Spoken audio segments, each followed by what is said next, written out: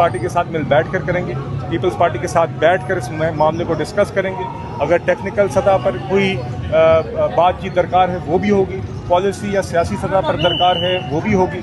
सिंध के पानी के शेर का एक कतरा भी कम नहीं होगा और इंशाल्लाह इस मामले का जो भी फैसला होगा वो पीपल्स पार्टी के साथ बैठ कर होगा। अच्छा सर, दूसरा सवाल मेरा यह है कि मुल्क पाकिस्तान में रीढ़ की हैसियत रखने वाला किसान आज वो सरापा जाए। कल भी गुज़श्ता रोज़ भी मंडी बौलदीन में भी एहतजाज है, दीगर जिला में भी उन्होंने एहतजाज किया क्योंकि वफाक ने जो पैकेज का कहा था कि उन्हें अच्छा पैकेज देगा और मरीम साहबा ने भी यही कहा था, पंजाब ने भी, लेकिन जो पैकेज वो दे रहे हैं इससे वो कह रहे हैं हमारे अखराजात भी पूरे। क्या इस हवाले से कोई नया? देखिए, हमेशा नवाज शरीफ साहब ने, मुस्लिम लीग नून ने किसानों की तरजीहात को, उनकी ज़रूरियात को और उनकी खुशहाली को अव्वली तरजीह दिए। आज भी हमारी पंजाब और वफाक दोनों हुकूमतों की तरजीह है। आपने देखा है कि ज़राअत के शोबे के लिए मरीम नवाज़ साहिबा ने भी दीगर इक़दामात उठाए हैं।